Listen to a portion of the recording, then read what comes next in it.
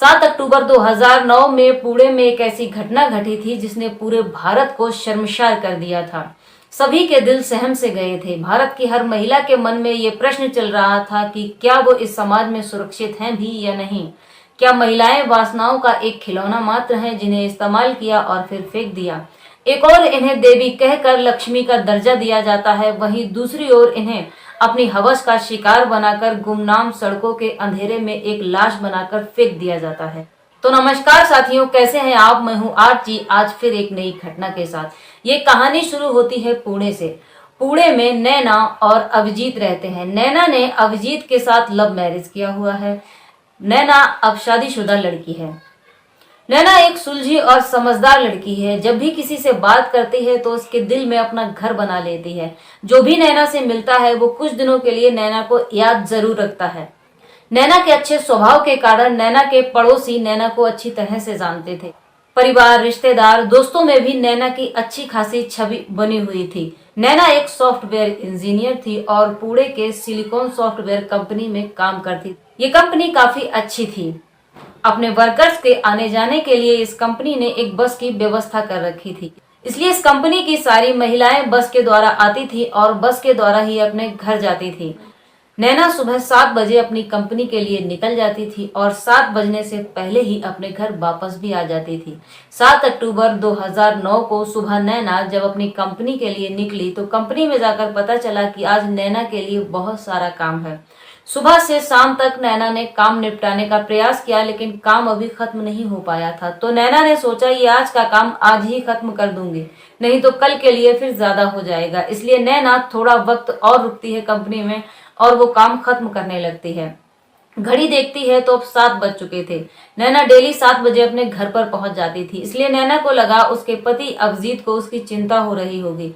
नैना ने अपनी पर्स से मोबाइल निकाला और अभिजीत को फोन किया और कहा कि आज ऑफिस में उसके लिए ज्यादा काम था, इसलिए वो अभी काम कर रही है, वो चिंता ना करे, थोड़ा लेट आएगी। अभिजीत ने कहा ठीक है। नैना कुछ देर अपना काम और करती है। अब 8 बज जाते हैं। 8 बजे नैना ऑफिस से बाहर निकलती है तो वहां पर उसे पब्लिक बस या टैक्सी नहीं दिखाई पड़ती है। नैना अपने ऑफिस से थोड़ा और रोड की तरफ आगे बढ़ जाती है और वहां खड़े होकर के पब्लिक बस का इंतजार करने लगती है, लेकिन वहां पब्लिक बस की जगह एक इंडिका कार आकर रुकती है। कार के रुकते ही नैना सहम सी जाती है। तभी कार का शीशा गिरता है और अंदर से आवाज आती है, मैडम आइए, गाड़ी में बैठ जाइए, मैं आपको आपके घर तक छोड़ दूंगा। नैना को आवाज ये जानी पहचानी लगी, इसलिए गाड़ी में बैठ गई। दरअसल वो आवाज नैना के ऑफिस के ड्राइवर योगेश रावत की थी। उस इंडिका कार में नैना के ऑफिस के 2 वर्कर पहले से ही बैठे हुए थे। दोनों जेंट्स थे, जिसमें एक का नाम महेश ठाकुर और दूसरे का नाम विश्वास कदम था। अब ये चारों आपस में बातें करने लगते हैं। गाड़ी नैना के घर की तरफ चल पड़ती है। आगे जाकर ये गाड़ी नैना के घर की तरफ नहीं बल्कि राजगुरु नगर रोड की तरफ मुड़ जाती है। अब नैना योगेश से कहती है कि ये रास्ता मेरे घर की तरफ नहीं जाता है,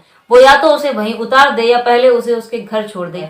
इस पर योगेश कहता है कि मैडम आप थोड़ा देर और बैठी रहिए, मैं इन दोनों को थोड़े आगे जाकर के उतार देता हूँ, फिर मैं आपको एक शॉर्टकट रास्ते से आपके घर भी छोड़ दूंगा। आप परेशान मत हो, टाइम से आपके घर आपको पहुंचा दूंगा। नैना को योगेश की बातों पर विश्वास हो जाता है, इसलिए नैना चुपचाप वहां बैठी रहती है। गाड़ी थोड़ा और आगे बढ़ती है। समय अब ज्यादा हो जाता है। नैना का मन घबराने लगता है क्योंकि अभी भी गाड़ी ने कहीं स्टॉप नहीं लिया था। गाड़ी उस रोड पर बढ़ती ही जा रही थी और ये दोनों उस गाड़ी से उतर ही नहीं रहे थे। अब नैना को थोड़ा संदेह सा लग रहा था। नैना ने योगेश से कहा वो उसे वहीं उतार दे, वो अपने घर चली जाएगी। लेकिन योगेश कहता है कि मैडम बस 5-6 मिनट की बात और है, मैं फिर आपको आपके घर ही ले चलता हूँ। अब योगेश अपनी जेब से फोन निकालता है और अपने एक मित्र को फोन करता है। फोन करके कहता है कि रोड पर आ जाओ, मैं रोड पर ही हूँ, आज माल बहुत अच्छा है, मिलकर मजे करेंगे। जब ये बात नैना सुनती है तो नैना को योगेश पर बहुत ज्यादा शक हो जाता है, इसलिए नैना कहती है कि वो उसे यहीं उतार दे। अब वो आगे नहीं जाना चाहती है, वो किसी पब्लिक बस से निकल जाएगी। योगेश कहता है कि नहीं मैडम, बस थोड़ा और आगे चलना है, फिर मैं आपको आपके घर ही पहुंचा दूंगा। इस पर नैना योगेश को डांटने लगती है। जैसे ही नैना योगेश को डांटती है वैसे ही नैना के पास बैठे नैना के ऑफिस के कर्मचारी नैना की गर्दन पर चाकू लगा देते हैं और नैना से कहते हैं कि चुपचाप गाड़ी में बैठी रहो, नहीं तो तुम्हारे साथ बहुत बुरा होने वाला है। ये गाड़ी आगे जाकर के थोड़ा रुकती है और जिस आदमी को योगेश रावत ने फोन करके बुलाया था वो आदमी इसी गाड़ी में आकर के बैठ जाता है। अब ये गाड़ी वहां से चल पड़ती है। अब नैना समझ चुकी थी कि वो इस गाड़ी में बैठकर फंस चुकी है, उसके साथ कुछ तो गलत होने वाला है, शायद बहुत ही ज्यादा गलत। इतना गलत कि इस बात का अंदाजा अभी नैना लगा भी नहीं रही थी। ये गाड़ी आगे जाकर के हड़पसर इलाके की ओर चल पड़ती है। जब ये गाड़ी हड़पसर इलाके में पहुंच जाती है तो वो लगभग 4 घंटे इस इलाके में इस गाड़ी को घुमाते रहते हैं और ये चारों बारी बारी से इन 4 घंटों में नैना के साथ दुष्कर्म करते हैं। इधर अभिजीत को नैना की चिंता हो रही थी। वो एक पल घड़ी की ओर देखता था तो दूसरे ही पल अपने मोबाइल की तरफ कि शायद नैना का फोन आ जाए। इधर नैना को वो बार बार फोन लगा रहा था पर नैना का फोन स्विच ऑफ आ रहा था। अभिजीत की चिंता अब और ज्यादा बढ़ने लगी। उसने नैना की जान पहचान वाले लोगों से फोन किया पर नैना उनकी जानकारी में नहीं थी, इसलिए अभिजीत ने अब तुरंत नैना के ऑफिस में फोन किया। पता चला कि नैना ऑफिस से निकल चुकी है। अब अभिजीत को नैना की और ज्यादा चिंता सताने लगी। कुछ जान पहचान वाले लोग उस इलाके में रहते थे तो अभिजीत ने उनसे एक एक करके बात की और नैना के विषय में पूछा पर सभी ने मना कर दिया कि नैना हमारे घर नहीं आई है। अब धीरे धीरे ये बात काफी रिश्तेदारों तक पहुंच गई कि इतनी रात हो गई है, नैना अभी घर नहीं पहुंची है। इसी दौरान अभिजीत नैना के मायके भी फोन करता है कि बहुत रात हो गई है, नैना घर नहीं आई है, मुझे नैना की चिंता सता रही है। नैना का इंतजार करते करते जब उसे कुछ समझ नहीं आता है तो अभिजीत अपने कुछ जान पहचान वालों को अपने साथ लेता है और नजदीकी थाने में पहुंचता है। फिर नैना की गुमशुदगी की रिपोर्ट लिखाता है और उनसे इंतजार करता है कि वो जल्द से जल्द उसकी पत्नी को ढूंढने की कोशिश करे। देर काफी हो गई है, उसकी पत्नी अभी घर नहीं आई है। पुलिस के लोग भी हरकत में आ चुके थे। वो नैना को इधर उधर ढूंढ रहे थे पर नैना नहीं मिल रही थी। अब अभिजीत पुलिस स्टेशन से घर आ जाता है। वो मन ही मन सोचता है कि ऐसा तो नहीं कहीं नैना के साथ कोई अनहोनी ना हो गई हो। इसी जिद्दोजहद में सारी रात बीत जाती है।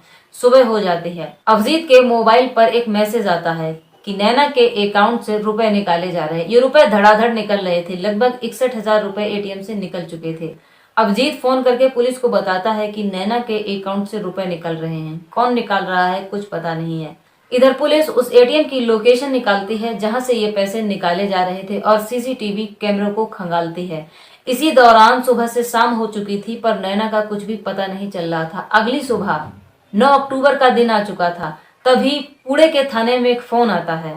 मौजूदा शख्स बताता है राजगुरु नगर जरेवाड़ी फाटे के पास गंदे नाले में एक शव पड़ा हुआ है, आकर के देख लीजिए। पुलिस की एक टीम उस नाले के पास पहुंचती है। शव को नाले से निकाला जाता है। शव को देखते ही समझ आ रहा था कि ये शव किसी महिला का है, लेकिन चेहरे की हालत पहचानने लायक नहीं थी। ऐसा लग रहा था कि चेहरा बुरी तरह से कुचला गया हो और कई बार कुचला गया हो। पुलिस के पास नैना की गुमशुदगी की रिपोर्ट आ चुकी थी कि नैना कल रात से मिल नहीं रही है। इसलिए पुलिस ने सबसे पहले नैना के पति अभिजीत को फोन किया और कहा एक महिला का शव मिला है, आकर के देख लो। अभिजीत अपने कुछ परिजनों के साथ शव की शिनाख्त करने के लिए वहां पहुंचता है। दिल और दिमाग कह रहे थे कि वो नैना नहीं होगा, लेकिन फिर भी शव की शिनाख्त करना जरूरी था। अभिजीत जब शव के पास पहुंचता है तो चेहरा पहचानने लायक नहीं था, लेकिन बचपन के कुछ ऐसे निशान थे नैना की बॉडी पर जिन निशानों के माध्यम से ये कंफर्म हो गया था कि ये बॉडी नैना की ही है। इधर कपड़े भी ये कह रहे थे कि ये बॉडी नैना की है। अब ये कंफर्म हो गया था कि ये लाश किसी और की नहीं बल्कि नैना की थी। पुलिस शव को कस्टडी में लेती है और पोस्टमार्टम के लिए भेज देती है। इधर अभिजीत बताता है कि नैना के हाथों में सोने के कंगन थे, कानों में सोने की बारी थी और एक गले में सोने का मंगलसूत्र था, जो इस समय नैना के पास नहीं है। अब पुलिस को लगता है कहीं ना कहीं ये चोरी का मामला है, इसलिए चोरों की तलाश करना शुरू कर देती है। पोस्टमार्टम रिपोर्ट के बाद पता चलता है कि नैना के साथ एक नहीं बल्कि 4 आदमियों ने दुष्कर्म किया लगभग 4 घंटों तक। अब ये मामला चोरी, दुष्कर्म और हत्या का मामला था। इधर सीसीटीवी कैमरे से भी कुछ तस्वीरें सामने निकलकर आ गई थी जिन्होंने पैसे निकाले थे, और उधर सिलिकॉन सॉफ्टवेयर कंपनी की तरफ आने जाने वाले रास्तों के सीसीटीवी कैमरे खंगाले जा रहे थे, जिनमें एक सीसीटीवी कैमरे में नैना एक इंडिका कार में बैठती हुई नजर आई। साथ ही साथ जो कार चला रहा था उस ड्राइवर का चेहरा भी कैमरे में कैद हो गया। अब ये स्पष्ट हो गया था कि कार चलाने वाला योगेश था, जो इसी सिलिकॉन फैक्ट्री में काम करता था। इसलिए पुलिस सबसे पहले अभिजीत के घर जाती है और पूछताछ करना शुरू कर देती है, लेकिन वहां पूछताछ के दौरान पता चलता है कि अभिजीत 2 दिनों से घर ही नहीं आया है। अब पुलिस अभिजीत की तलाश करने लगती है। कई दिनों तक ये तलाश जारी रहती है। इधर जो एटीएम के सीसीटीवी कैमरे में तस्वीर मिली थी, उस चेहरे की भी पहचान हो रही थी कि ये चेहरा किसका है, कहां पर है। 16 अक्टूबर 2009 को अभिजीत पकड़ा जाता है। पकड़ जाने के बाद पुलिस सख्ती से अभिजीत से पूछताछ करती है। पूछताछ के दौरान अभिजीत अपने 3 और सहयोगियों के नाम बता देता है, फिर उन्हें भी बड़ी आसानी से पकड़ लिया जाता है।